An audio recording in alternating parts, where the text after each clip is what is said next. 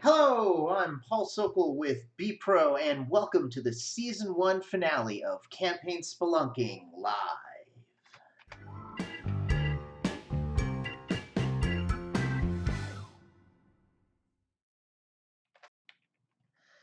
In today's episode, we're going to go ahead and go through 3 additional caves, and because we're at the end of Season 1, this actually takes us to the end of the modeling that we've been doing. Throughout this season, we've been going through the old automation caves for when we were mapping things out, or at least me as a coach back in the day, and we're finally at the top of the list here, and we actually are going to be looking at a campaign that did go live. And so thank you so much for hanging out and watching, and let's go ahead and hop right into it because these campaigns are covering a whole gamut from marketing to sales to fulfillment. So this first campaign right over here, we have our old traffic sources that are a broken image now. This is something, again, that used to be in the system to visually indicate where people were coming from and how they were getting to a particular goal to start a campaign, but it was confusing for people. And so this was eventually removed from the software, but it's still here in our models here. So if I zoom out, you can see that there's actually a lot going on here.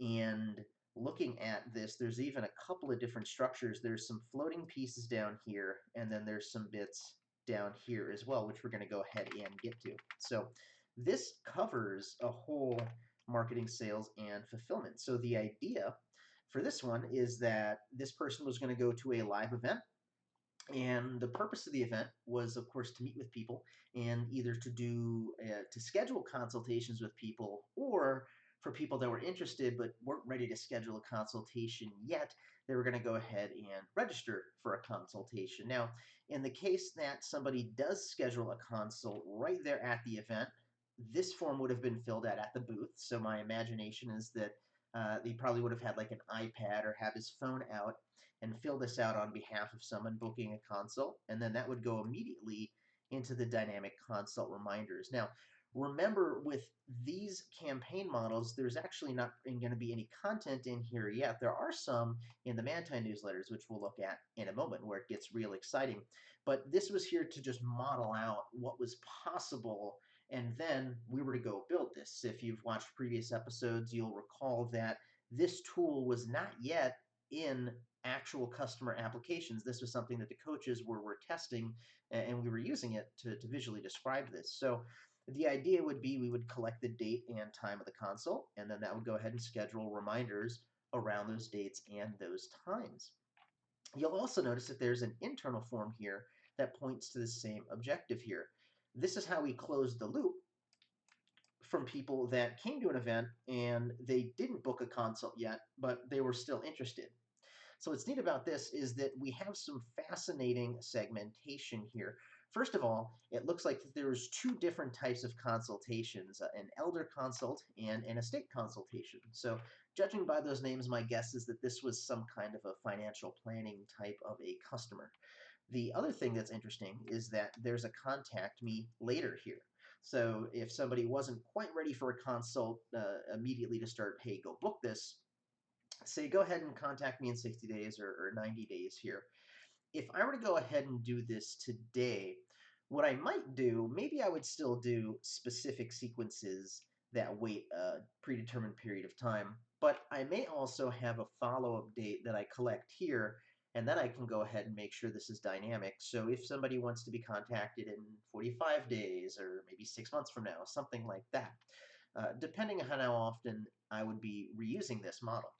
What's neat about this is you can see it says contact me later in 60 to 90 days, and this one does have a delay. So somebody would just wait in here for 60 days, and then depending on what they chose, it would go ahead and put them into the elder or the estate. So again, this form isn't going to be built out because this is just modeling out the concept, but there's probably going to be a checkbox or a radio button here, probably a radio button, so they can only choose either elder or consult that would tag them based on what their interest is.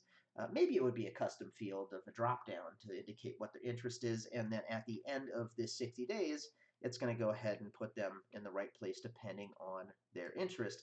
If they're ready to do a consult, they just weren't able to book it, then this logic is going to point them into the appropriate place. Now, looking at these sequences, the strategy and the messaging follow-up is probably going to be the exact same. The messaging would be different, though, based on which type of consultation here.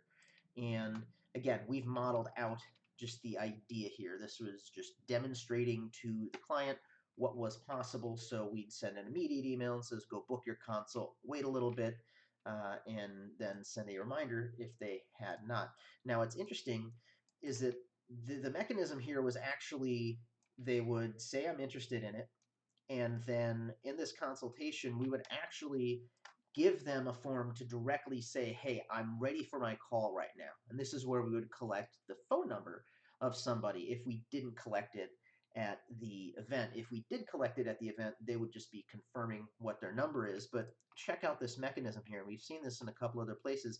Basically, when somebody clicks through to request their call, if they don't hit this goal right away, then there's this hot consult sequence, which they're going to follow up. And now, today, I would probably wait about 23 hours just to give them some time to do it. Actually, maybe I would wait like 30 minutes and then send during normal business hours. And the follow-up would say, hey, I saw you were interested in a consult. What's going on? Make sure you give us your information here.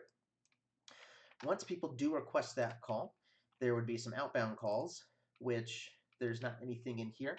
I would probably do this as tasks. Depending on the sales cycle, which just looking at it, I believe the sales cycle would be longer. I'd probably recommend using an opportunity or sales pipeline for this to track the outbound follow-up. And then, of course, once we reach them and we schedule the consult, same thing. They're in the same consult reminders follow-up that they would have been in if they originally booked it at the live event. So if they're waiting 60 to 90 days, then same idea. They would wait, and then they would go into the particular promotion for this here. So this is going ahead from a live event marketing and then through to the sales process here. Underneath this, there is another structure, completely separate, and this was an idea for referrals, meaning that this is a referral source, a potential referral partner here. So not somebody has recommended somebody, but somebody that could be recommending people. And so in this case, they were going to be vetted. So if we meet somebody, I'm assuming at a live event or just when you're out and about, going and doing a potential referral or a potential partner, so putting them in the system and saying, hey, listen, we need to go ahead and meet. Let's make sure this makes sense for both cases, for both parties. And then we would schedule a call with them.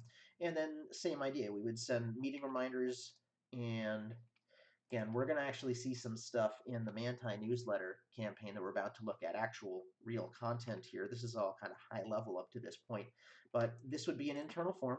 And again, what's interesting is web forms only existed in the campaign builder back in 2012 when this would have started. So we didn't even have internal forms. That was a legacy thing. So we're indicating here in the mind mapping that this is going to be an internal form to schedule the call. From the meetings here, we were going to give them an option to do a note template. Either if they didn't show up, we would follow up with them to re-engage and hopefully get them to schedule another call. Or if they attended and we did want to make them a partner, what we would do is we would go and put them into a give us a referral campaign or a sequence for this, and then people can give us referrals.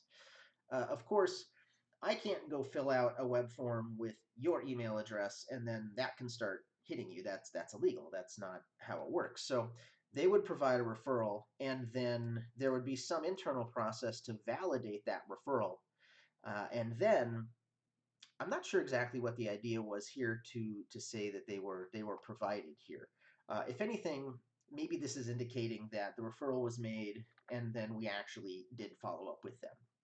This entire mechanism here, in real life, I'd probably break that out into its own separate campaign because this give us a referral sequence is going to want to run pretty much in perpetuity. As long as somebody's a partner, we always want to stay in front of them and let them know, hey, give us referrals. There's something in it for you. And so is this form built out? It probably isn't, but maybe I would have modeled this out. No. The way that we would do this actually is for this particular web form, because this name and email would be creating a contact in the system, we actually have some other custom fields of who the referral partner, who the person is that referred them. So this would create a new contact in the system with this name and email, but then we would also have information of who the referring partner was. So for example, I could grab another field here, and I believe these are in here somewhere, of who referred us. Uh, Referral bits. You know what? I feel like maybe it's in another account here. But that would be the idea of, yeah, it must be some other account that I'm thinking here. So we would actually have referring name and referring email to make sure we know who the referral was, but then this is still creating a new contact in the system, and then we can go ahead and follow up with them. Now, the last part about this is, again, just some side things. Remember, this was here for mapping out and showing what's possible. So the idea was, yes, on the website, of course, there can be some request for information, and then we follow up with them. Because this original idea, this immediate, was we have a live event coming up, let's go ahead and leverage the software. And then there was also the idea where for existing clients, we just go ahead and send them newsletters. And again, these is just conceptual, high level, what's actually possible with that. So you can see that's how we can use automation to do marketing and go right into the sales process. And then in the last campaign we're going to look at, we actually look at the sales, the fulfillment part of it after the sale. So let's go look at our next campaign. This is campaign number 80. Now this is cool because this was, I want to say, one of the first campaigns that I actually launched and ran out of this account. My cousin, Manti, has been a DJ in Florida for forever, probably 30 or so years at this point. I remember as a wee lad, he had a whole bunch of records and was DJing, and he's extremely talented, and he's got quite a following. So back in the day, because I was excited about this technology, I said, hey man, let's go ahead and start a newsletter up for you, because he was producing live music sets and recording it, and then we wanted to go send people that recording. These days, because it's 2024, he's doing this on Twitch. So we don't have to record it, save it, put it up somewhere in the cloud, and give people a link. Now he just tells people, hey, go ahead and watch us on Twitch. So this is how the mechanism worked. It's very simple for newsletter automation. Basically, we would send the newsletter to people. We would say, go ahead and download the asset, and then we would follow up with them saying, hey, thanks for downloading it. And there was a feature back in the day, it's no longer here, but for historical purposes, this is really cool. And the strategy is still relevant, but this particular part of the technology isn't in there anymore. It was the ability to actually share the email on social. And so I could get an email, I could click a link, and then a version of that would be on social media for people to see. So it was a really cool feature that just it wasn't really ever adopted, and it was a little fidgety. So they ended up retiring that. But the idea was that if somebody shared this email, we would go ahead and give them a gift here.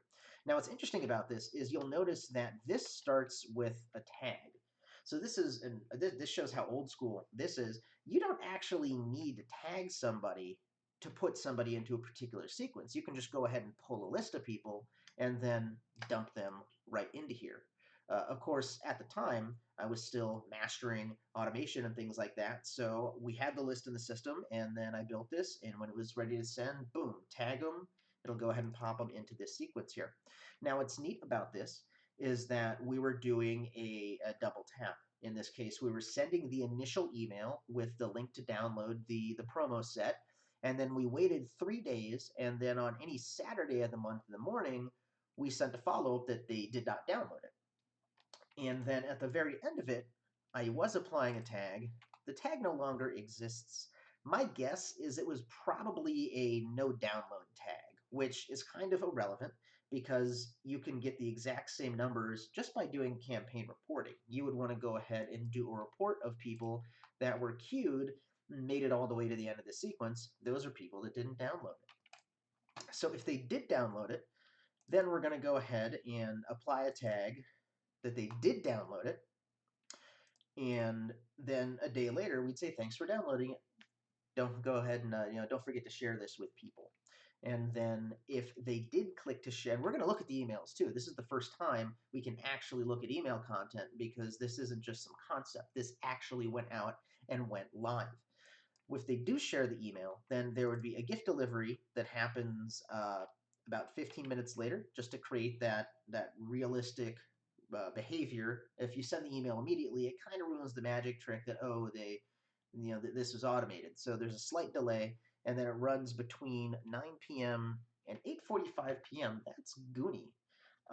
This is also not in draft mode. It's not ready. So my guess is that when the time zones changed in the application and it changed here, that messed it up. Between 9 and 8:45 p.m. We're just going to go back in time. Go travel back in time and send this. As far as this tag, again, this tag does not exist. My guess is that it would be a like shared kind of thing, which again, it's irrelevant. I do not need to apply a tag for that. I can literally just look at people that hit this link click goal. So let's go ahead and see what's in these actual emails here. So here's a cool little trick, at least for Keep. If you want to go ahead and look at the emails without actually having to open every single one and go through here, you can grab a link click goal, an arbitrary one, and connect it up. And then when you double click on it, it acts like a viewer. So here we are. This is really cool historically because there's a couple things we can't do anymore that we used to be able to do. So for example, the view this email online. This used to be really popular, and there's some systems that still do this, but for every email that was sent, there would also be an online version of it because inbox HTML was weird, and mobile devices sometimes looked goofy depending on the formatting. Emails have gotten responsive and look a lot better than they used to 12 years ago. But if you wanted, you could actually click to view this email online. This feature no longer exists. This is retired many years ago because now emails actually look good regardless of if you're looking at it on a desktop or mobile or anything like that. What's fun here is the language. I'm having some fun with the voice. Hey, are you using a mobile device? Do you hate your inbox? Do you want to look at a browser? Go view this email online. So instead of just having this view the email online, we actually give it some context here. The other thing that's interesting is this is the initial delivery email. So I got a lot of flack from my cousin actually because I did not approve this language before I sent it out. He just said, "Hey, here's the set.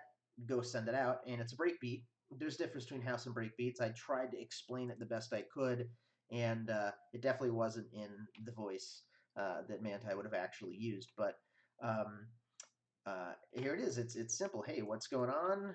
A little bit of context here. Go ahead and download this issue here, which I'm sure that was probably an old Dropbox link that is absolutely no longer any good. But another feature that didn't exist anymore, that doesn't exist anymore, is this ability to share with your friends. As I was telling you, look, here's how old this is. Google Plus. Remember Google Plus? That's how throwback this thing is. But the idea was that you could click like, tweet, or the Google Plus button, and it would go ahead and make a post of this view the online hosted version here. So you could share this email to your people online, which is pretty cool. And this was the kind of main call to action here to share this with your friends, especially because we said, hey, if you share this, I got a special gift for you. So we're kind of queuing them up for something that they don't know what it is yet. Of course, the idea may be a little bit more music, but we don't know what it is yet. This is also hilarious too. NB, man, whew. So my business mentor Flywheel is from England, and they, instead of PS, apparently NB is like a European version to it. So I was trying to be all cool and hip, even though Manti is absolutely 100% American. So I don't know why I would do this. That's a great example of make sure you're writing in the voice of whoever you're sending as. The other thing that's interesting too is that we have a custom opt-out link here, which is something you can actually still do. And this was specifically because I was letting him use my database, and so we had people that were only for him. They weren't mine. So we created a custom opt-out link for this. And this is the initial delivery. And then as we saw over the weekend, if they did not download it, we would go ahead and send them a follow-up email. Now it's interesting. It's saying, hey, good Saturday. I was looking, I noticed you didn't download it. I want to send you a quick email to pass this along. Now, this is absolutely 100% automated, but look at that messaging here. That's really cool. And it's absolutely believable that somebody would sit and look through their email stats and resend it to people that didn't go ahead and click on it. So that is the initial delivery, the notifications. Let's go ahead and look at the thanks for downloading email. So again, this would come out, what was this? This was a day later at noon 30.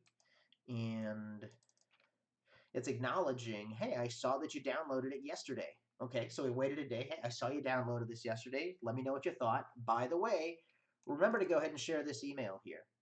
And because if they were to click this, it would share this specific email. I made sure to include the original in here so that way people could get what they were actually expecting here. So that's a pretty cool little bit of copywriting right there, and specifically knowing the context of this, that they're going to share this. We have to make sure that they get the original email in here. And then if they did share it, then the gift delivery was again, this waited 15 minutes, and then between 9 p.m. and 8:45, which that's not how it was originally set up. That has to be some kind of a mistake because of how old this campaign is. But there you go. 15 minutes later, thanks. I saw you just shared this. Thanks. I want to give you not one but two multiple sets. Here you go. And then yeah, it's a link to Dropbox. I doubt this link works anymore. In fact, I'm live. This is a risk, but if it's Dropbox, it'll say, hey, no thanks. Does this work? It does not work. File deleted. Okay. But anyway, that was fun. Now, copywriting here. I do not like to use the word just. It's a very weak word. Hey, I just wanted to ask you this, or can we go somewhere that has meat? I just want to eat a steak. It's a very weak word. When you're doing copywriting, if you simply remove the word just, usually every single time it's going to strengthen the sentence. Or if you must use some kind of a qualifier like that, I usually say merely or simply or something like that. Just the word just is real weak. And usually you can just totally get rid of it, and it's going to make your thing, your sentence a lot stronger. In this case, though, this is temporal. It's with respect to time. You just shared my set. I wanted to say thanks. And because of the timing, this would come out 15 minutes after the fact, after they clicked it. So there's a lot going on in just a simple newsletter if you look at it. And this is the type of things that you can do beyond just a simple broadcast. So that's why even to this day, I never use the broadcast feature for newsletters. I'm always building in some kind of a follow-up or some kind of a link click tracking, something to take advantage of the fact that we're using automation. And in rare cases, there is a legitimate broadcast of a single one-off kind of thing. So I will use broadcasts most commonly for things like down periods for service, like around the holidays. I'll send a one-off broadcast to clients, hey, we're taking off the last half of December, or whatever the case is. So that's the newsletter. We got one more campaign to go, and if you're loving this, go ahead and leave a comment. Go ahead and share this. Tell people what you think about it, because this is the season 1 finale. And then go ahead and watch the rest of the previous 9 episodes to help diving into the caves with me. So this last one, we're going back to the complete sales journey here. And if we zoom out, you can see that there is a lot of modeling in here. If you look at this compared to some of the earlier episodes, you can tell I was still trying to figure out how to use this and communicate what's going on. In this case, there is a lot going on. There's the marketing part of it, there's the paid, the sales and the fulfillment of it, and then even upsells over here. So let's go ahead and let's go through all of these here. This is really cool. So the idea here was there would be some kind of an introductory teleseminar that people would register for. They'd get some call reminders. And again, unlike what we were just looking at, there's just going to be a single idea of, hey, here's what you can do in your own account. We would actually be writing these emails. But the idea was they would register for this teleseminar, and then they would do the seminar. And after the fact, he'd look through the call histories, Probably if they were using like Zoom or something like that, or GoToWebinar, whatever those tools they used to use back in the day for teleseminars, he'd look through the attendee list and see who actually attended, who missed it, and he would tag them based on if they missed or attended it. If they did miss the call, he'd re-engage with them, likely to go ahead and get them to register for the next teleseminar. If they did attend the call, then the idea here is we were pushing them to a live teleclass, so some other kind of class here that they would be buying. So after they attend the call, then there's so the first one was an introductory call, and then they were pitching the main teleclass here. So after that introductory call, here's the product. So this is where the post-call follow-up would happen to sell it. And then we have this same kind of hot idea where if somebody does click to the sales page, but they don't buy the teleclass, then we follow up with them. It's almost like a cart abandoned here. And you can see I did model out an example of this. Wait a day, send it at 9 a.m. As I mentioned earlier, though, this would want to be with respect to when they clicked, though. So if I'm reading my emails for whatever reason at 1 in the morning and I click to the sales page at 1 in the morning, well, guess what? If I send a follow-up email at 9 a.m., that might not be relevant. Maybe I am a night owl, or maybe I whatever, I work nights or something like that. So if I'm clicking to the sales page at 1 a.m., guess what? And if I don't buy, I would want to go ahead and send the email at midnight because I know they're in front of their inbox here. The other thing, there's two things here that are really interesting. So first, you see there's this line here, which is actually redundant. We could get rid of this because the way that at least the keep automation works is when a goal is achieved, people will get skipped ahead to this part no matter where they're at. So even if I'm in this post-introductory call um, and I buy the teleclass somehow without clicking to the sales page from an email, it would still pull me ahead here. Same thing for these call reminders here. If I'm in this call reminder sequence and I buy the live teleclass, this line is redundant. It would just go ahead and pull me up to the front here. The other thing I want to point out is that this is an entry point. That's what the little person symbol is. Not every goal is an entry point. If it helps, think about it like a window and a door in your house. A door actually lets you get into the house, where a window just gives you visibility into it. In this case, if somebody buys the class, whether they were in this or not, we absolutely want the automation to start here. This would be an entry point. This setting, by the way, if you double click on the little icon here, this is where you can choose if something's achieved by any contact or just people that are already in this particular automation here. In this case, this absolutely wants to be an entry point.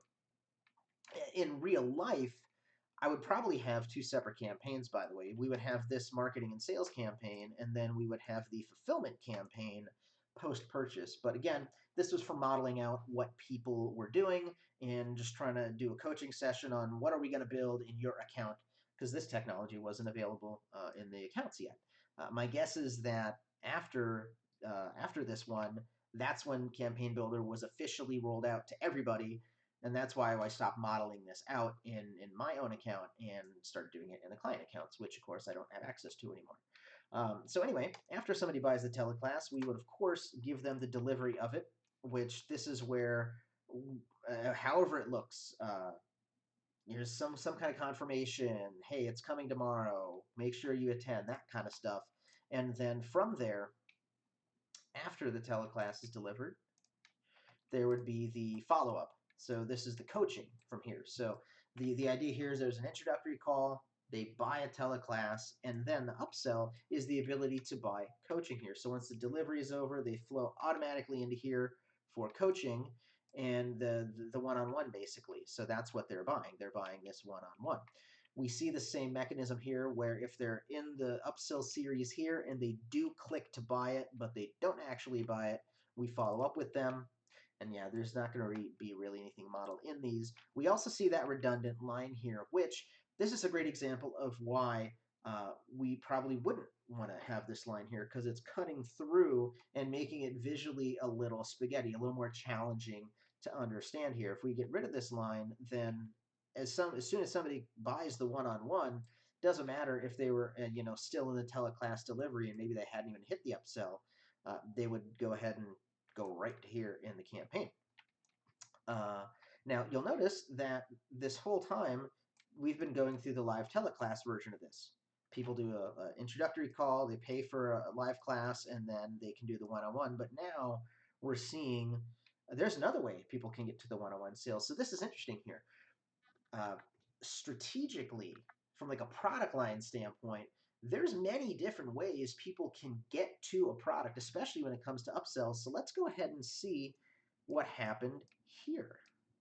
So this is where we start looking at AdWords. That's how old this is. It used to be Google AdWords. Now it's just Google Ads. So he would be running ad traffic to a Request 5 Truids lead magnet or a coming out contact form, which again, I'm not sure what that means necessarily.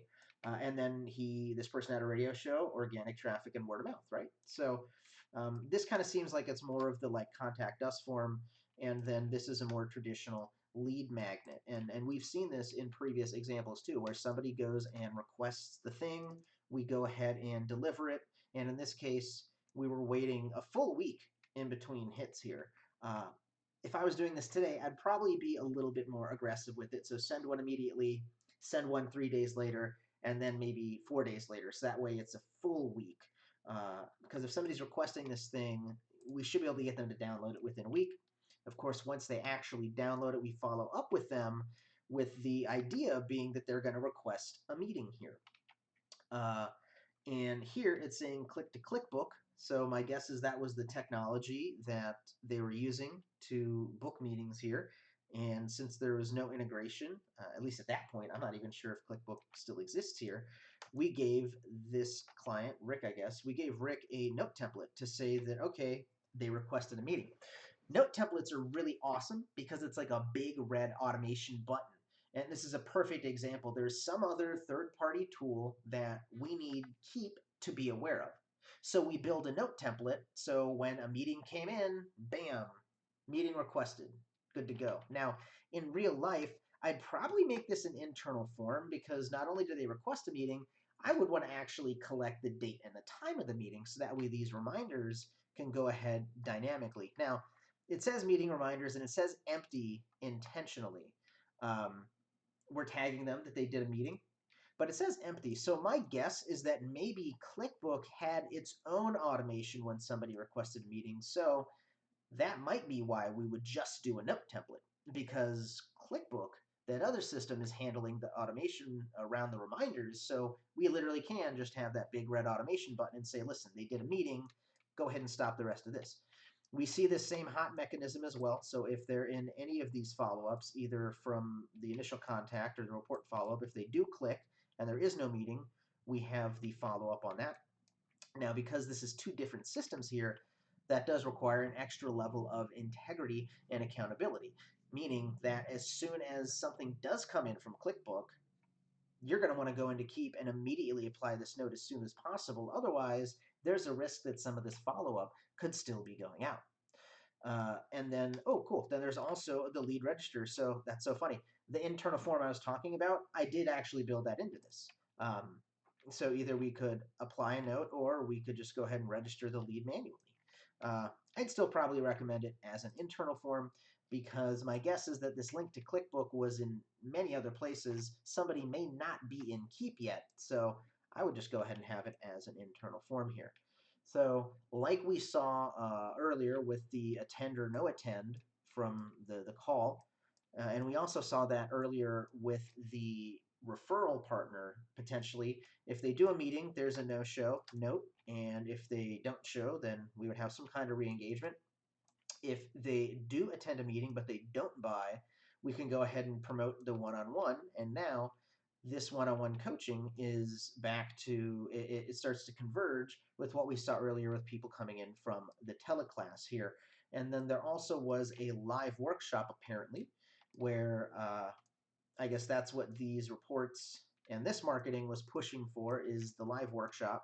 Now, it maybe is the same workshop as this live teleclass. I don't know, but because this says teleclass, because this says workshop, I'm guessing it's a little bit different. The other thing, too, is this redundant line here. We don't need this line here. Because there's a through line through all of this, even if I was in this meeting reminders sequence and I bought the one-on-one, it would immediately pull me through to here. Now, we're seeing that there's not anything after here. My guess is that we would absolutely want to have some other campaign to worry about doing this fulfillment. And then we've got a couple of other things here at the very end. So there's, if an existing client requested a meeting, there would be some kind of existing client sequence here because the messaging is going to be a little bit different. And then there's also this venue request, which again, I don't understand necessarily what that is, but looking at the language here, it probably has something to do with the live workshop since they're kind of clustered similarly. And then there would be the appropriate venue follow-up. Likely, it's probably a different kind of client. My sense is that this would be more B2C type stuff, where we're going after the individual consumers, and maybe this is a B2B approach where we're actually going after the venues themselves. So there you go. That is an entire campaign that takes us all the way from the marketing through to the sales, through the fulfillment, and even into an upsell as well. And this was all done on one campaign. In real life, I would absolutely have this be multiple campaigns and the purchase being a switching point, or maybe even when a meeting is requested, that would be a switching point. So that is that, my friends. Thank you so much for hanging out on Campaign Spelunking Live for the Season 1 finale. I hope you learned some things. Make sure that you're telling your friends about it, liking and commenting and sharing and subscribing and wherever you're watching this. And then go to bpro.events to learn more about what we do over here at bpro and watch the rest of Season 1. And if you're going to do anything, you might as well be pro. Thank you so much for watching.